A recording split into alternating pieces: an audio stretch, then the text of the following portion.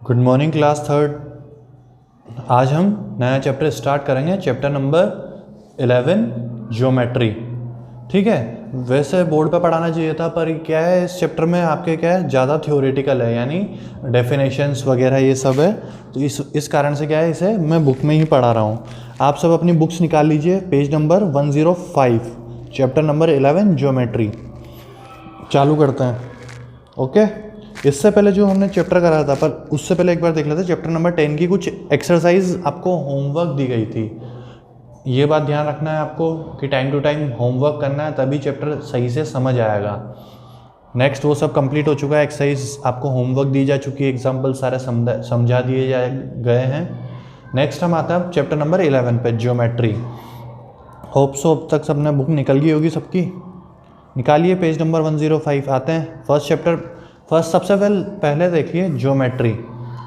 देखते हैं ज्योमेट्री होती क्या है। पहले देखते हैं ज्योमेट्री वर्ड कहाँ से आया। The word geometry is derived from the Greek word, यानी एक ग्रीक लैंग्वेज है, उसका एक वर्ड है जियो, GEO, जियो। ठीक है, अभी आपकी जो सिम चल रही है JIO, वो नहीं, जियो। ठीक है, जियो means the earth.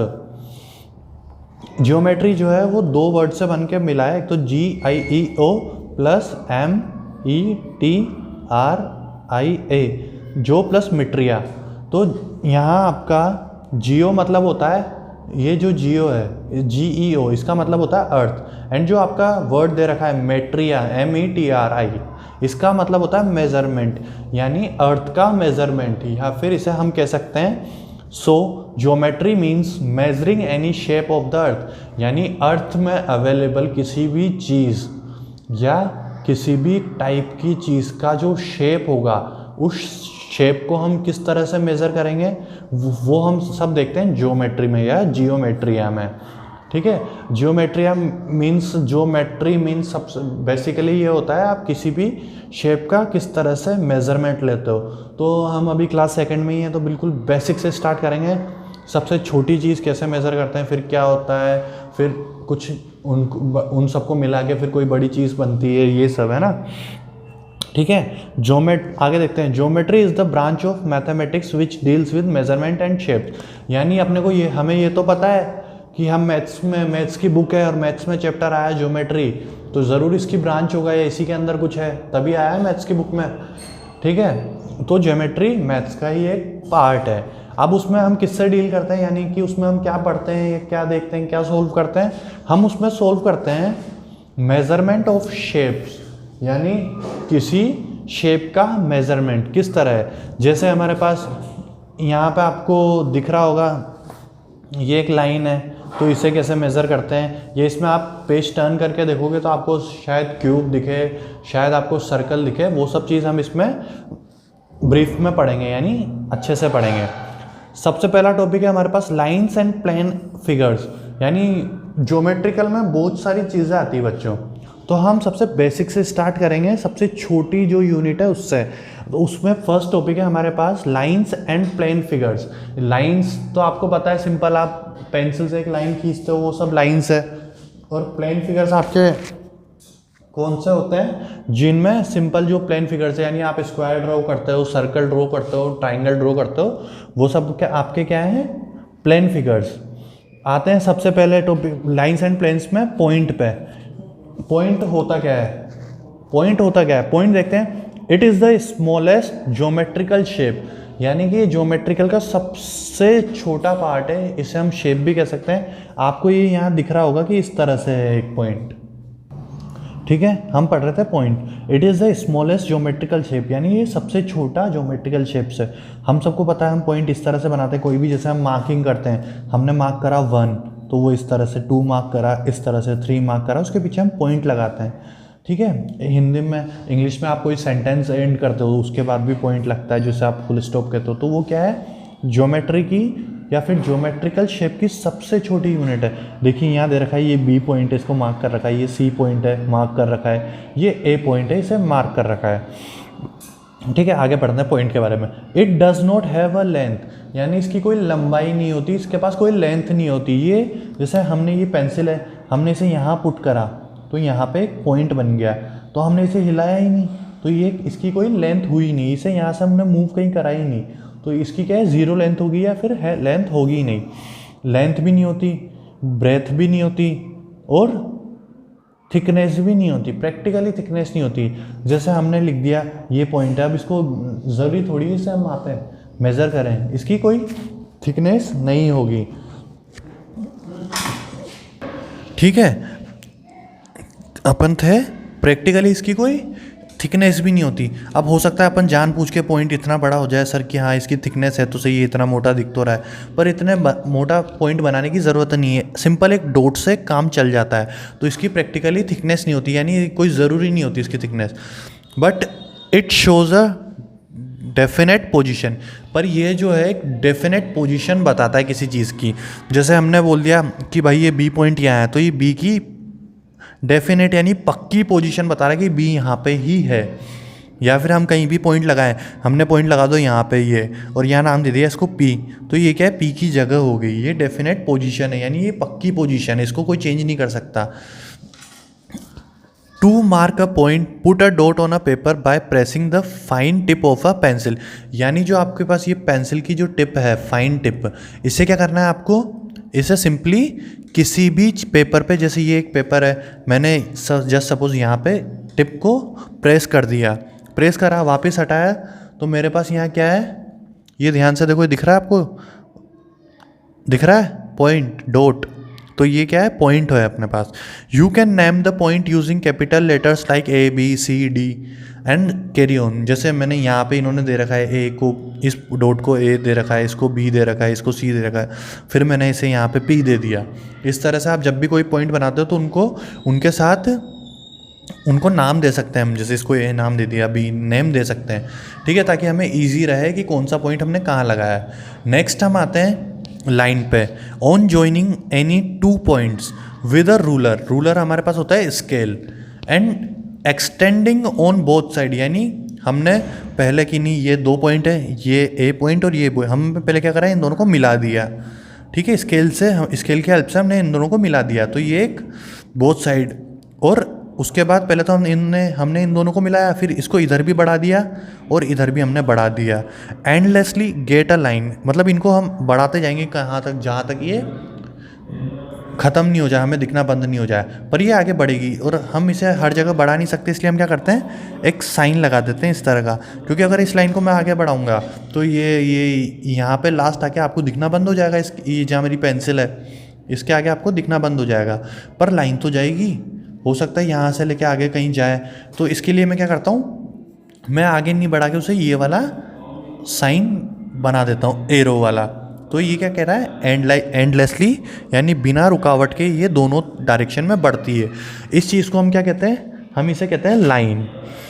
It is denoted by this, line इस तरह से डिनोट की जाती है। जैसे मान लो हमने बोला, क्वेश्चन में दे दिया कि साहब ए बी लाइन बनाओ, ए बी लाइन बनाओ। अब ए बी लाइन इस तरह से डिनोट की जाएगी कि ए बी इस तरह से होता है, और आप लाइन बना रहे हो, जैसे ये ए है ये बी है, और आपने इन दोनों को मिला के लाइन बनाई, तो इसके दोनों साइड आपको एरो लगाना होगा, तभी ये लाइन बनती है, ठीक है। अब क्या दे रखा है, ए बी, यहाँ तक तो हो गया। अ लाइन हैज़ नो, ये पॉइंट है, इसके बीच में आप लगा लो एंड पॉइंट। लाइन का कोई एंड पॉइंट नहीं होता, यानी लाइन कभी ख़त्म नहीं होती। पॉइंट तो है, ये ए और बी पॉइंट है लाइन के, पर ये इधर भी बढ़ रही है, इधर भी बढ़ रही है, बस हमने इन्हें बढ़ाने के लिए एरो शो कर रखा है, ठीक है। तो लाइन का कभी कोई एंड पॉइंट नहीं होती, यानी लाइन एक बार कहीं चालू हो जाए तो वो कभी ख़त्म नहीं होती। नेक्स्ट टॉपिक है, बहुत सारे बच्चों के मन में आता है कि सर जैसे हमने ये पॉइंट है, ये भी पॉइंट है, यहाँ से यहाँ तक ये बनाई लाइन, ये भी तो लाइन हुई। वो बच्चों लाइन नहीं होती है, वो होता है लाइन सेगमेंट, वो हम यहाँ पढ़ते हैं अभी, ठीक है। Here are two points, line segment में देखिए सब, यहाँ पे क्या दे रखा है, here are two points A and B, यहाँ दो पॉइंट दिख रहे हैं सबको, ए और B. Point A and B have been joined using a ruler. फिर उसके बाद क्या करा इन्होंने, ए और बी को रूलर यानी स्केल की हेल्प से जोड़ दिया, ठीक है। The figure obtained is called a line segment. अब जोड़ दिया तो ये आपको यहाँ से लेके यहाँ तक की लाइन दिख रही है, इसे हम कहेंगे लाइन सेगमेंट। और अगर इसी लाइन में इस तरह से एरो होते तो ये लाइन हो जाती, पर अगर एरो नहीं है, यानी ये यहाँ से चालू होके यहाँ ख़त्म हो गई, तो हम इसे क्या कहेंगे, लाइन सेगमेंट। ठीक है बच्चों, it is named A B by the point that it's join, यानी हम इसे किस तरह से मेंशन करेंगे, ए बी एंड दिस। ठीक है, ये हुआ लाइन सेगमेंट का साइन। ये वाला किसका है, लाइन का, इधर भी बढ़ रही है इधर भी बढ़ रही है, पर ये कहीं नहीं बढ़ रही, यहाँ चालू हुई यहाँ ख़त्म होगी, यहाँ चालू हुई यहाँ ख़त्म होगी। तो हमें इस तरह से इसे डिनोट करेंगे, यानी इस तरह से लिखते हैं, bye the point that he join. यानी अभी यहाँ तो इसका नाम ए है और बी है, अगर सपोज इसका नाम पी होता, क्यू होता, तो हम इसे कैसे लिखते हैं, P and Q and this ये। ठीक है, पी क्यू के ऊपर एक लाइन छोटी सी लगा देते हैं, जिसका मतलब होता है कि ये लाइन सेगमेंट है, ये पी से चालू हो गए क्यू पे ख़त्म हो गई। नेक्स्ट आते हैं, thus we can say that a line segment is formed when 2 points are joined. यानी हम कह सकते हैं कि लाइन सेगमेंट तब बनती है जब हम ये 2 पॉइंट्स को जॉइंट करते हैं, ये दोनों जोड़े जाएंगे तब एक लाइन सेगमेंट बनेगी। हमें दिख रहा है यहाँ पे, the part of the line A to B is a line segment. यानी जो ये पार्ट है लाइन का ए से बी तक, ये क्या है, लाइन सेगमेंट कहलाता है। ठीक है, a line segment has a beginning and point. अभी लाइन सेगमेंट में बिगनिंग पॉइंट भी, यानी ए से स्टार्ट हुआ और बी पे ख़त्म हुआ, तो एंड पॉइंट भी है अभी। और वही यहाँ देखो, लाइन में एंड पॉइंट नहीं होता, यानी ये इधर भी बढ़ती जाएगी और ये इधर भी बढ़ती जाएगी, तो इसके पास क्या है, कोई एंड पॉइंट नहीं है। नेक्स्ट आते हैं रे पे। रे क्या होती है, अभी तक हमने क्या पढ़ा, एक पॉइंट पढ़ा, फिर हमने लाइन पढ़ी, फिर हमने लाइन सेगमेंट पढ़ी, अब हम पढ़ रहे हैं ray. A ray is a part of line which extends indefinitely in one direction only from a point। Line क्या होती, लाइन पढ़ी हमने, लाइन सेगमेंट पढ़ी, अब रे। रे क्या होती है बच्चों, ये एक पॉइंट से स्टार्ट होती है और दूसरी पॉइंट में इनडेफिनेटली बढ़ती है, यानी कितनी भी बढ़ सकती है। इसलिए हम जैसे लाइन की तरह इस पर क्या करते हैं, सिंपल एरो लगा देते हैं, ये पॉइंट ए है, ये पॉइंट बी है, ये बी तक तो आई पर बी से भी आगे निकल गई लाइन, हम इस तरह से शो करेंगे। यहाँ देखो आपको दिख रहा है ए बी एंड दिस ये एरो, यानी ये इस साइड बढ़ती जाएगी। लाइन सेगमेंट में क्या हो रहा था, ये यहाँ पे ही ख़त्म होगी। लाइन में क्या हो रहा था, ये दोनों तरफ बढ़ रही है। रे में क्या होगा, लाइन सिर्फ एक डायरेक्शन में बढ़ेगी। A ray is represented as shown, यानी लाइन, एक रे इस तरह से दिखाई जाती है, शो करी जाती है। अब डिफरेंस क्या है लाइन में, लाइन सेगमेंट में और रे में, सिंपल डिफरेंस ये है कि लाइन तो दोनों डायरेक्शन में बढ़ती जाएगी, उसके लिए हम उसे दिखाने के लिए हम एरो लगा देते हैं, और जो लाइन सेगमेंट में वो एक पॉइंट से चालू होकर दूसरे पॉइंट पे ख़त्म हो जाएगी। पर जो रे है बच्चों, रे जो होती है वो एक पॉइंट से स्टार्ट होगी दूसरे पे और उसी की ओर आगे बढ़ती जाएगी अनंत तक, यानी आगे तक बढ़ती जाएगी। नेक्स्ट इसके बाद आप क्या करिए, पेज टर्न कर लीजिए, पेज नंबर 106 पे। ठीक है बच्चों, सबने पेज टर्न कर लिया, पेज नंबर 1606 पे आ गए हम। नेक्स्ट टॉपिक है हमारे पास टाइप ऑफ लाइन्स। ठीक है, लाइन्स कितने टाइप की होती है। ठीक है, लाइन्स आर ऑफ 2 टाइप्स, यानी लाइन्स जो होती है वो कितने टाइप की होती है, 2 टाइप की। पहली होती है स्ट्रेट लाइन्स। स्ट्रेट लाइन्स यानी कि सीधी लाइन जो खींचती है, ये यहाँ से खींची यहाँ तक सीधी स्केल की मदद से, ये यहाँ से खींची यहाँ तक स्केल की मदद से, ये एक लाइन यहाँ खींची स्केल की मदद से। और दूसरी लाइन्स कौन सी होती है, कर्व्ड लाइन्स, यानी जो आड़ी तिरछी, जैसे ये लाइन है, ये लाइन है, ये सारी क्या है, कर्व्ड लाइन्स है। कर्व्ड यानी मुड़ी हुई। स्ट्रेट लाइन्स होती है सीधी बिल्कुल, और कर्व्ड लाइन्स होती है कहीं मुड़ी हुई हो, एक पॉइंट पे 2 पॉइंट पे। जैसे मैं एक लाइन बनाता हूँ यहाँ, ये लाइन यहाँ से स्टार्ट हो रही है, ये एक पॉइंट पे मुड़ रही है, बाकी इधर सीधे जा रही है, पर ये है तो कर्व्ड लाइन। और अगर यहाँ तक की बात करें, इसको छोड़ दो, ये दिख ही नहीं रहा आपने, हम यहाँ तक देखते हैं तो ये स्ट्रेट लाइन हो जाएगी। ठीक है, straight line can be horizontal, vertical और स्लैंटिंग। ठीक है, अब देखते हैं स्ट्रेट लाइन के भी 3 पार्ट होते हैं। एक तो हॉरिजॉन्टल होती है, यानी वो आड़ी, आप जिसे बोलते हो टेढ़ी तिरछी। जैसे अगर एक यहाँ से इस जगह से कोई भी जो इस तरह की लाइंस दिखेगी आपको, जो हमेशा आप पेपर पे इस तरह से बनाओगे, तो ये सारी कौन सी होगी, टेढ़ी लाइंस, हॉरिजॉन्टल। और यहीं ये वाली लाइंस होती है वर्टिकल, जो सीधी खींचती है। ठीक है, और स्लैंटिंग लाइंस कौन सी होती है, जो आड़ी टेढ़ी, मतलब आड़ी टेढ़ी नहीं, एक उसको थोड़ा सा, एक तो ये हुआ बिल्कुल हॉरिजॉन्टल, ये हुआ बिल्कुल वर्टिकल पर टेढ़ा। अगर कोई टेढ़ी लाइन खींची गई है पर वो स्ट्रेट है, उसमें कहीं बीच में कर्व नहीं आ रहा, कहीं मोड़ नहीं आ रहा, वो सीधी है, जैसे ये भी सीधी है और ये भी सीधी है, तो ये दोनों क्या हुई, स्लैंटिंग लाइंस। ओके, इसके आगे आते हैं हम कर्व्ड लाइंस। कर्व लाइंस मे और मे नोट भी मे नॉट एंड, यानी कर्व लाइंस हो सकता है एंड भी हो सकता है एंड कभी ख़त्म ही नहीं हो। इट मे और may not be extended from both ends, ये हो सकता है ये एक पॉइंट पे ख़त्म भी हो जाए और आगे नहीं बढ़ाई जाए, हो सकता है बढ़ा भी दी जाए। Hold a piece of thread loosely you will get a curve line, यानी सबसे बेस्ट एग्जांपल बच्चों आपको बताता हूँ। अभी मकर संक्रांति आई थी, सबने लगभग पतंग उड़ाई होगी आपने। उसका जो धागा होता है जिससे आप पतंग को उड़ाते हो, उसका एक टुकड़ा आप हाथ में पकड़ लो, उसको आप जैसे भी है ना एकदम बिल्कुल ढीले से ज़मीन पे पटक दो, नॉर्मली एक ऊंचाई से थोड़ी बहुत, ठीक है। आपने हाथ से नीचे गिराया, अब जो वो एकदम ऐसा तो नहीं है कि इस तरह से वो स्ट्रेट गिरा होगा, वो कुछ इन्हीं तरह से गिरा होगा। तो जो भी किसी धागे को या किसी डोर को अपन गिराते हैं, या आपके घर में जो पाइप होते हैं, वाटर पाइप जिनसे आप पानी देते हो पौधों को, या फिर आपके जो वायर होते हैं लाइट के, एयरफोन के वायर हैं, अगर आप उन्हें नॉर्मली कैसे भी रखो एकदम मतलब बिल्कुल आराम से रख दो नॉर्मली, तो वो जो भी जिस शेप में होंगे ना वो सब आपके पास कैसे शेप आएंगे, कर्व लाइन की तरफ से। करके देखना आप मंजे की, अगर आपके पास डोर बची हो तो उसे एक ऊंचाई से उसका एक टुकड़ा गिराना, वो आपको कुछ इस तरह से या ऐसे नॉर्मली ऐसा नहीं मिलेगा, बस इस तरह से आपको मिल सकता है, ऐसा नहीं मिलेगा। तो वो क्या होगा, कर्व लाइन मिलेगी आपको। नेक्स्ट आते हैं हम इसके बाद एक्सरसाइज 11.1 पे। ठीक है बच्चों, तो हमारे पास क्या है, ये एक्सरसाइज 11.1। अब इसके क्वेश्चन देखना आप। Geometry means measuring any shape of the अर्थ, हमने सबसे पहले पढ़ा था बुक्स में first chapter. Geometry means measuring any shape, यानी कुछ भी शेप हो, ऑफ द अर्थ, ये हमने पढ़ा था, तो फिल इन द ब्लैंक्स में आ गया। Dash is a smallest geometrical shape, क्या होता है, पॉइंट होता है, ये भी हमने डेफिनेशन में पढ़ा पॉइंट में। On joining any two points with a ruler and extending on both side endlessly get a, हमें पता है कि एक हमने ए से बी तक कुछ लाइन ड्रॉ करी, अब उसे हमने इधर भी बढ़ाया और इधर भी बढ़ाया, एरो खींच दिए, तो वो क्या होती है, लाइन होती है।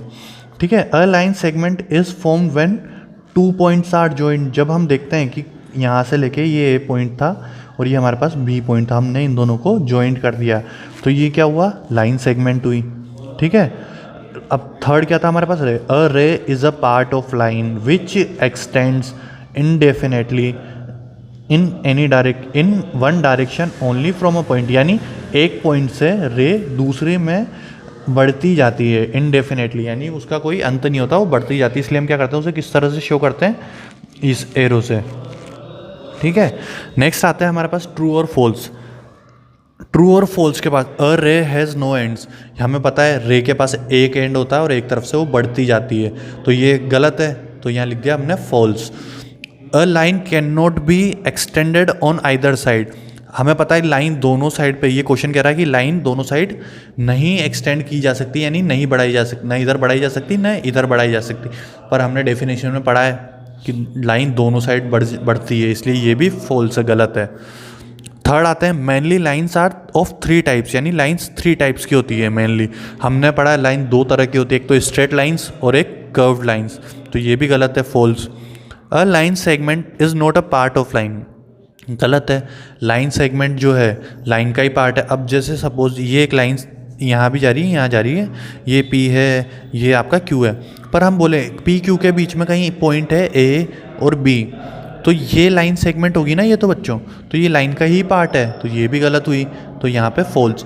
A line segment can be measured, हम किसी लाइन सेगमेंट को मेज़र कर सकते हैं क्या, बिल्कुल कर सकते हैं, क्योंकि उसका एंड पॉइंट है, यहाँ स्टार्ट हुई यहाँ ख़त्म हुई, यहाँ स्टार्ट हो रही है कहीं और कहीं ख़त्म हो रही है। ठीक है, यहाँ स्टार्ट हो रही है A पॉइंट पर B पॉइंट पर, तो हम इनकी दूरी नाप सकते हैं, हो सके स्केल से नापें, हो सके किसी और चीज़ से, पर हम मेज़र कर सकते हैं, तो इसलिए ये ट्रू होगा।